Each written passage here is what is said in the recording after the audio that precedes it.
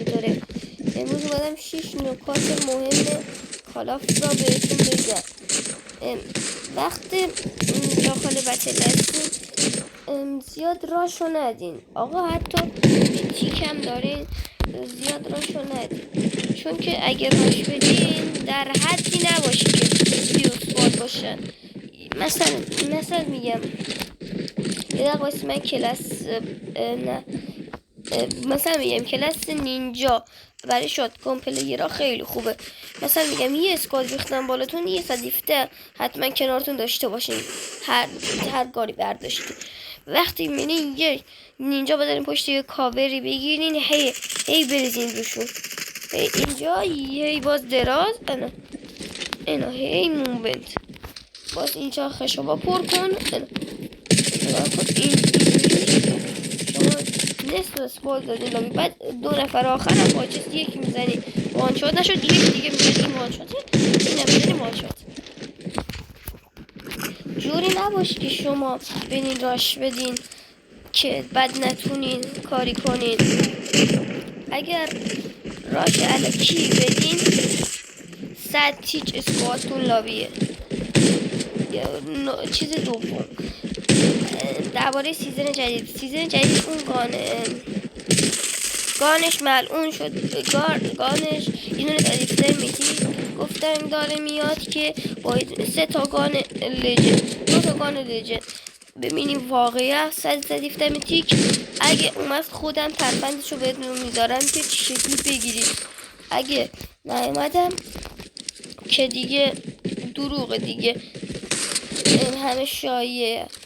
من چون که خودم یه بار رفتم یوتیوب که ویدیو برای شما بذارم، دیدم اینو یه دقیقه چشمم بهش خورد. گفتن دیگه صدیفته میتیک و اینا میتیک، بعد اینا همه علکی بودن. 3 هیچ چیزی رایگان داخل کالاف نیست آقا جان. میگن ریدیم کد براتون میذاریم سی پی میدم، نیست. هیچ چیزی رایگان نیست، ولی میتونن بهتون یوتیوبرها هر کی اونا که داخل اینستا کار میکنن فعالیت میکنن اونا، ولی میتونن بهتون بدن سی پی، ولی هیچ چیزی رایگان نیست. بعدی وقتی که شما نمیتونید یه اسکواد رو بزنید، باید از فرار کنید. در حدی هم نباشه یه ماشین یه خونه پیدا کنید، داخل خونه وایسین بزنین، آرمور بزنین. اگه آرمور نداشتین همونجا وایسین تا اسکواد یا اگه شاتگانی هیچ گانی دراوی نه بیوای چیزی نداشتین، ولی اونجا باید دو خونه فرار کنین و یاراتون رو صدا کنین. نه اون فاز نگیرین که بخواین اونا رو اسکوادشون رو بدین لابی.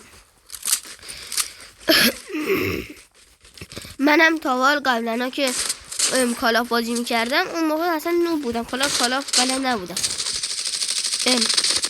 دوستان همش به میگفتن تو نوبی و فلان. من بعد حیف عصبانی میشدم، فاز میگرفتم و هی راش میخواستم بدم، هی راش میدادم هی میمردم. بعد که الان یکی هم بازیم بهتر شده، دوستان الان همه از من دارن تعریف کنن. چرا؟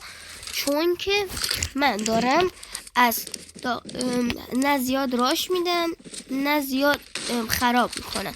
نه باید خراب کنی نه باید زیاد راش بدی. اگه اونجوری کنی که ساعتیش باختین شما، نباید اصلا ناامید چین، باید شما ادامه بدین به نکات هایی که گفتم.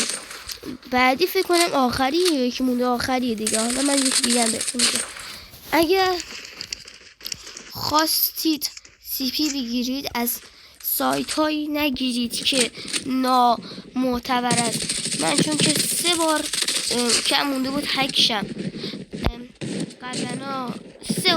قبلا 1 بار، تابستون 1 بار، امروز هم 1 بار کم مونده بود که هکشم، که چون که از سی پی از جای نامعتبر خریده بودم که با سایت ارزان جم آشنا شدم. هر ارزون نگاهی متاش، هر آفراش خوبه، همه چیزش هم خوبه بچه ها.